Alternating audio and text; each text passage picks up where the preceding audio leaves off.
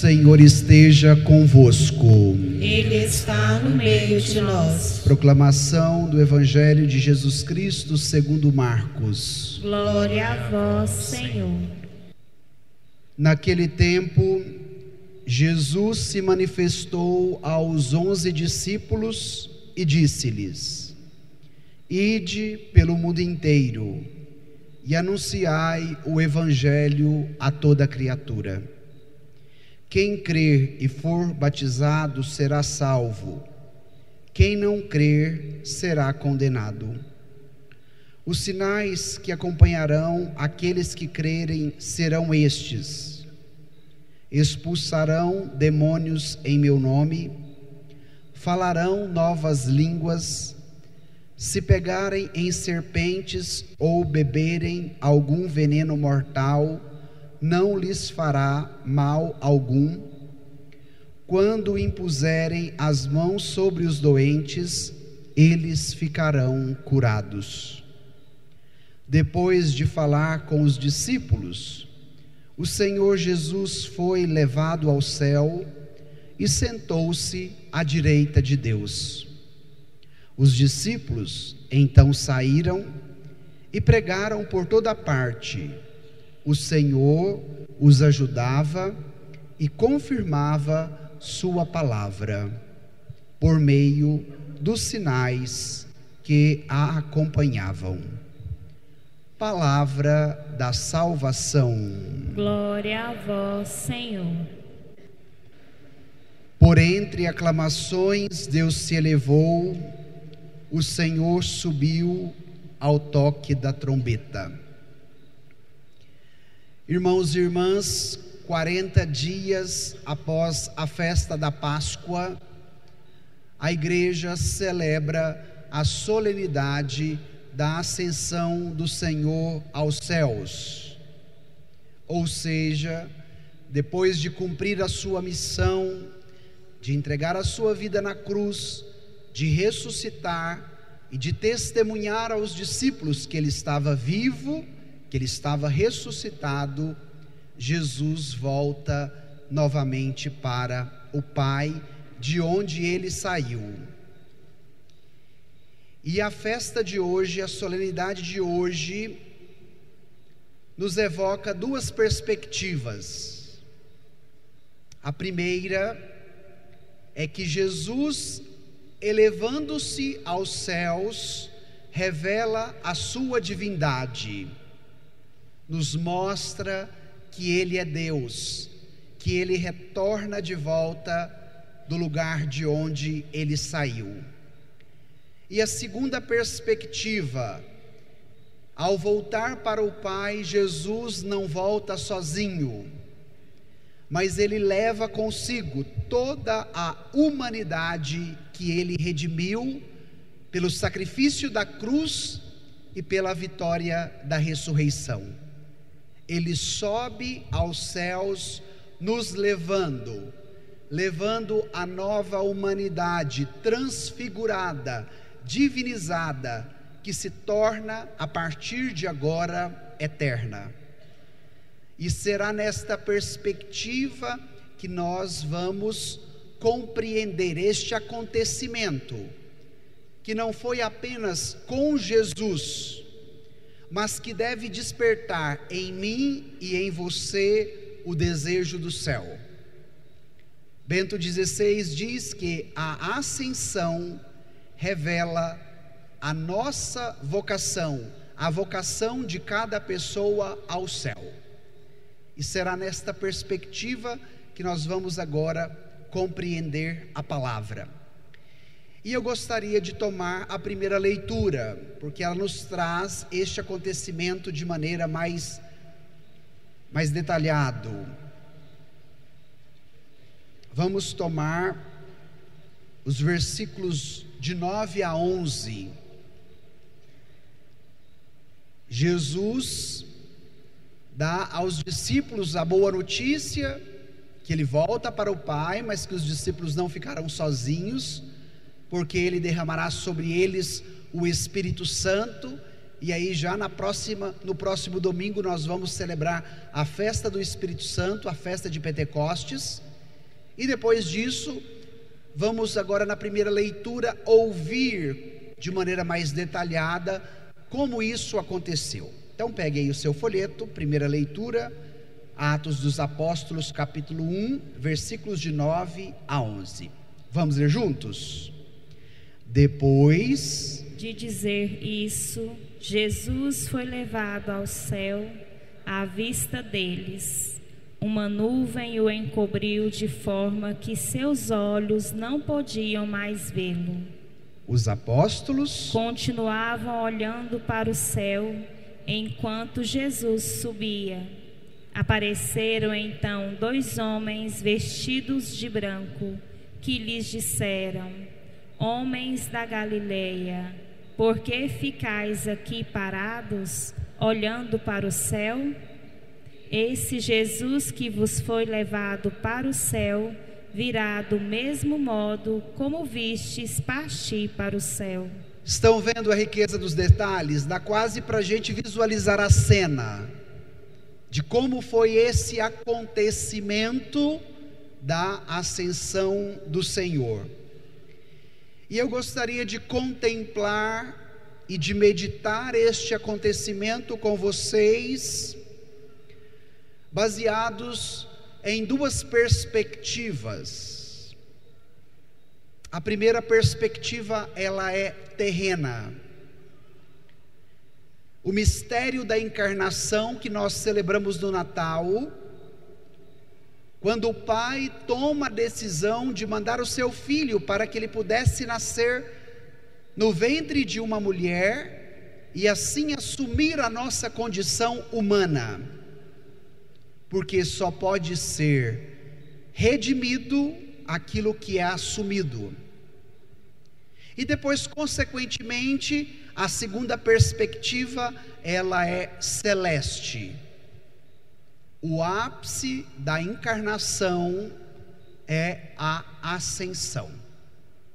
A realidade terrena, corporal, humana que Jesus assume como a nossa, tem uma finalidade última: a graça, a salvação, a vida eterna, o céu que somente o Senhor pode nos dar. E nesta perspectiva, já no Antigo Testamento, o elevar-se significa tomada de posse da realeza. Então, quando o texto bíblico que nós acabamos de ler nos aponta que Jesus elevou-se, que Jesus foi elevado até o céu, o que isso significa? Que ele toma posse da realeza que o Pai lhe deu. Como Filho do homem crucificado e ressuscitado, Jesus agora, na realeza de Deus, está sobre o mundo, está no céu, e estando no céu pode estar em todos os lugares. Os discípulos não deveriam ficar tristes, os discípulos não deveriam ficar apenas olhando para o céu, como aparecem os 2 anjos vestidos de branco, dizendo: Homens da Galileia, voltai e continuai a obra que o próprio Cristo lhes comunicou. E é muito importante esse comunicado dos anjos aos apóstolos, mas também a nós, porque muitas vezes nós queremos uma fé que só fique olhando para o céu, desconsiderando a realidade que está à nossa volta. E ao mesmo tempo, a perspectiva da elevação, da ascensão do Senhor, pede à igreja uma tomada de decisão. Pede a cada cristão uma adesão ao seu Senhor, vivo e ressuscitado, para participar da sua vida e consequentemente da sua missão. Padre Max, mas se Jesus volta para o céu, e os discípulos não devem ficar lá apenas contemplando aquela ação, olhando para o céu, qual seria a missão deles diante deste acontecimento? Então, quem nos responde esta pergunta é o próprio Evangelho. Volte agora o seu folheto para o Evangelho de hoje, Marcos 16, versículos de 15 a 17. Vamos pegar primeiro de 15 a 16 e depois a gente pega 17 e 18. Vamos lá? Naquele tempo, Jesus se manifestou aos 11 discípulos e disse-lhes: Ide pelo mundo inteiro e anunciai o evangelho a toda criatura. Quem crer e for batizado será salvo. Quem não crer será condenado. Olha que interessante. Então, os discípulos não devem ficar apenas olhando para o alto, mas eles devem tomar posse e cumprir a missão que Jesus lhes deu. E qual é esta missão? O ide e o anunciai. Em primeiro lugar, a fé não é uma fé estática, paralisada, mas o caminho da fé é sempre um caminho dinâmico. E é nesta perspectiva que está inserido o ide. O ide da igreja é: alcançai todas as pessoas. Anunciai esta boa notícia. O significado da palavra evangelho significa boa notícia.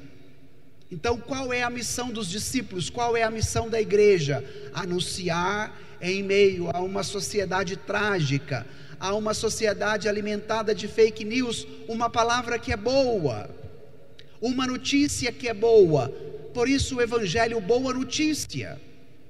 E quem são os destinatários desta palavra, deste evangelho, desta boa notícia? Toda criatura. Então, enquanto esta palavra não for comunicada a toda pessoa, a toda criatura, a igreja precisa ainda existir. E depois, consequentemente, qual é o lugar por excelência deste anúncio? E aí o texto conclui nos dizendo: anunciai o evangelho no mundo inteiro. Então, esta perspectiva que Jesus apresenta aos discípulos, dos destinatários, toda a criatura. E em qual lugar? Em todos os lugares, ou seja, no mundo inteiro. Por que é importante nós nos determos a estes detalhes do evangelho?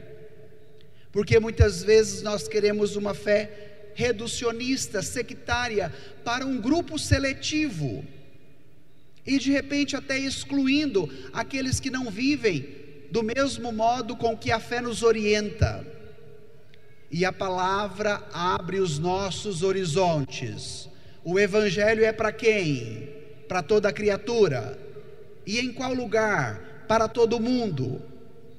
A mensagem e a salvação que Jesus nos dá alcança todas as pessoas, de todas as raças, línguas e nações. E volto a repetir: enquanto estiver uma criatura neste mundo que ainda não acredita, que ainda não acolheu a salvação em Cristo Jesus, a igreja não pode esmorecer, não pode deixar de lado esta missão, porque é missão de salvação.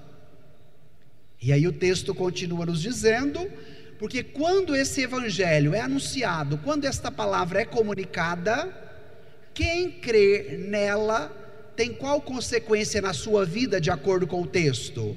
Vocês prestaram atenção? Quem crê e for batizado será salvo. Qual é a finalidade de Jesus para a sua vida? A salvação. Na festa de hoje, Jesus volta para onde? Para o Pai, para o céu, para a vida eterna. E Ele não vai para o Pai sozinho. Ele vai para o Pai e Ele quer levar quem? Você. Quer levar a mim. Quer levar a todos nós. E o critério para que nós sejamos capazes de irmos ao Pai por Jesus é crer e ser batizado. E aí, consequentemente, a missão de Jesus à igreja: anunciar o evangelho e ir por todo o mundo. Padre, qual é a consequência da missão da igreja na vida daquele que crê, na vida daquele que é batizado?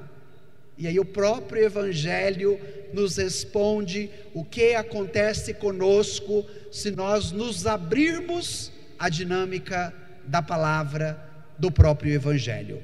Voltemos ao texto, versículos 17 e 18. Vamos ler juntos? Os sinais que acompanharam aqueles que crerem serão estes: expulsarão demônios em meu nome, falarão novas línguas, se pegarem em serpentes ou beberem algum veneno mortal, não lhes fará mal algum. Quando impuserem as mãos sobre os doentes, eles ficarão curados. 5 atitudes do que a boa nova, do que o evangelho, do que a salvação em Cristo Jesus faz na vida do que crê, faz na vida do batizado. Primeira ação: aqueles que crerem serão estes: expulsarão demônios em meu nome. A primeira atitude, ela é de libertar a pessoa de todo o mal. E hoje tem me preocupado muito os discursos acalorados, principalmente das redes sociais, que te passam medo do demônio o tempo todo, de padres, freiras, leigos e leigas, que a todo momento te passando medo sobre o demônio. E você deve tomar posse do evangelho de hoje, porque aquele que crê, aquele que está em Cristo, aquele que se abre à boa notícia do evangelho, terá a graça de, mesmo ser afrontado pelo mal, expulsar o demônio da sua vida e de todos os lugares onde você estiver. Com Jesus no Pai, nós já não precisamos mais ter medo do demônio, ele já foi vencido. E às vezes as pessoas ficam tão reféns do demônio, ficam ouvindo tantos discursos religiosos que só falam de demônio, e esquece de quem? De Jesus, esquece do seu evangelho, esquece da luz da sua ressurreição, deixa de lado o que hoje você pode desfrutar. Se você estiver em Jesus, se você crer na palavra dele, se você abrir o seu coração para que ele haja em você, o demônio não terá poder na sua vida. Primeiro sinal. Segundo sinal: falarão novas línguas. Aqui não é rezar em línguas enroladas que os outros não entendem. O que significa estas novas línguas? Se o evangelho tem que ser anunciado a toda criatura e em todo o mundo, cada lugar do mundo fala o quê? Uma língua diferente. Então, qual é a missão da igreja? Ao ir para um lugar desconhecido, aprender a língua daquele povo e com aquele povo anunciar o evangelho. E vocês sabem que isso aconteceu aqui no Brasil? Por exemplo, quando os padres jesuítas chegaram junto com os colonizadores, a maioria da população brasileira era indígena, eles falavam o tupi-guarani. E qual foi a atitude dos jesuítas? Aprender o guarani, a língua tupi, para ensinar os índios o evangelho. Hoje nós poderíamos transcender e ver estas novas línguas de acordo com as suas perspectivas. Hoje é dia das mães, e de repente tem lá os filhos adolescentes jovens. O que a mãe tem que aprender? A língua do jovem, a língua do adolescente, para se comunicar com eles. Vocês que são filhos, de repente já têm os pais idosos, que estão mais debilitados, que precisam de um maior cuidado. Você como filha, o que é preciso aprender? A língua do idoso, o modo dele de viver, de ser, de agir.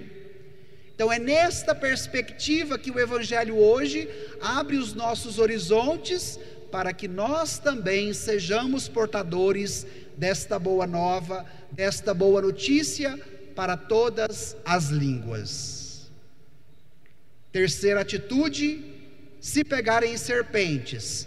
Quarta atitude: se beberem algum veneno mortal, não lhes fará mal algum.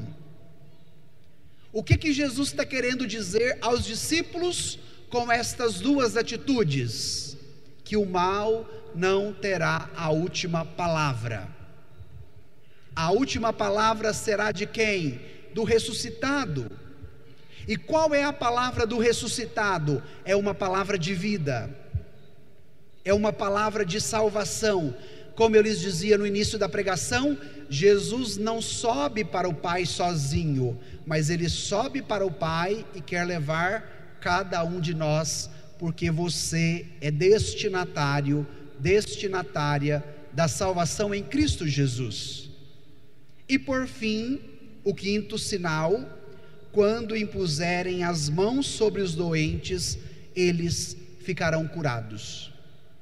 Ou seja, a graça da libertação em Cristo Jesus redime a pessoa de tudo aquilo que a prejudica, redime a pessoa do maligno, o demônio será expulso, redime a pessoa das limitações que ela poderia ter a nível cultural e social, falarão novas línguas, liberta a pessoa de qualquer mal que de repente venha contra ela, o veneno ou a serpente, simbolizados aqui na linguagem figurada do texto.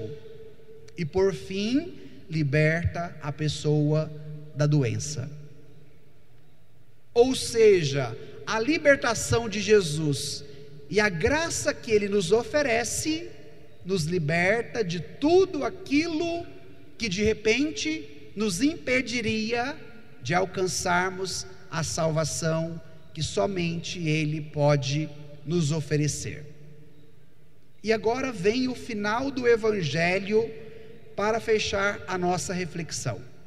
Volte novamente no texto, versículos 19 e 20. Vamos ler juntos? Depois de falar com os discípulos, o Senhor Jesus foi levado ao céu e sentou-se à direita de Deus.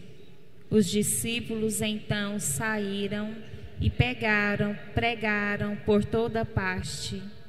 O Senhor os ajudava e confirmava sua palavra por meio dos sinais que a acompanhavam. Então, depois de tudo isso, o que aconteceu com Jesus? Foi elevado aos céus. E sentou-se onde, de acordo com o texto? Direita de Deus. O que significa isso de maneira teológica, de maneira bíblica? O sentar à direita significa tomar posse daquilo que é seu. Então, o Pai lhe dá toda a honra, a glória e o poder, e lhe dá o lugar que é devido à sua direita. Foi a morte que teve a última palavra? Não. Foram os algozes de Jesus que não acreditaram nele, que o maltrataram, que deram a última palavra? Não. A última palavra é do Pai. E a palavra do Pai é de vida, é de salvação, é de glória, não só para Jesus, mas para todo aquele que nele crer e for batizado. Qual é a perspectiva que o Evangelho de hoje quer que você tome como ação para a sua vida, para a sua história? Fazer esse caminho de fé. E depois disso, os discípulos saíram e pregaram. Pregaram para quem? Para toda criatura.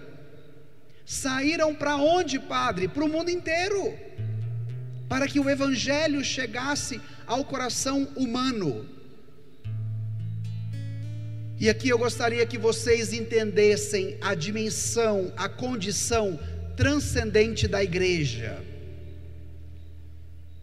que possibilita a pessoa a viver esta graça, porque a igreja não nasceu e não vive para suprir a ausência do seu Senhor desaparecido, não. Mas a igreja encontra razão no seu ser, no seu existir, a partir da presença permanente do seu Senhor em meio a cada um de nós. Esta presença gloriosa, de maneira histórica e existencial. Bento XVI, meditando esse evangelho, vai dizer o seguinte: quando Jesus sobe para o Pai e se senta à sua direita, este estar no Pai o possibilita estar em todos os lugares ao mesmo tempo. Então, se Jesus ainda estivesse aqui de maneira humana, a sua condição humana lhe impediria de estar em todos os lugares, em todo momento. Por quê? Porque a nossa condição humana, de certo modo, nos limita. Se eu estou aqui, eu não posso estar ali. E a graça da ascensão faz com que, estando à direita do Pai, Jesus possa estar com todos e em todos os lugares. E é esta certeza que deve alimentar o seu coração de mãe, de saber que você, como mãe, não está sozinha. Quem está com você? Jesus. E você, como mãe, está com quem? Com Jesus. Ah, Padre, mas a minha mãe já morreu. Então, os que morrem também estão com quem? Com Jesus. Então, mesmo com saudade, você vai agradecer ao dom da vida que você recebeu, ao dom da maternidade da sua mãe, mesmo que ela já esteja falecida. Isso não só para as mães, para os pais, para os filhos, para todo aquele que nele crê. Irmão e irmã, que nesse domingo de hoje, que nós celebramos também o Dia das Mães, permitamos com que a força da ascensão do Senhor acenda o nosso coração, eleve o nosso coração ao alto, aos céus, para que sejamos capazes de desfrutarmos daquilo que somente o Senhor pode nos oferecer. E agora nós vamos encerrar esse momento pedindo essa graça. O que hoje você traz no seu coração? O que hoje Jesus precisa elevar, acender? O que hoje precisa desse movimento de ascensão dentro de você?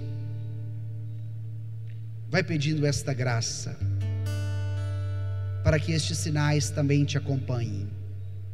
Vai pedindo esta força do ressuscitado, que agora, estando no Pai, está em todos os lugares, está também na sua vida.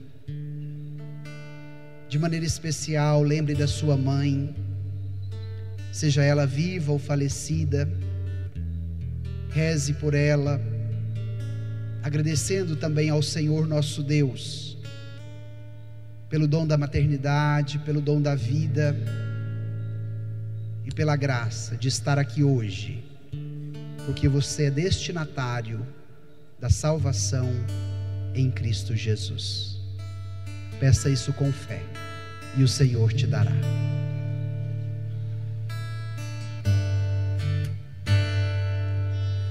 Por entre aclamações, Deus se elevou, o Senhor subiu ao toque da trombeta. Por entre aclamações, Deus se elevou, o Senhor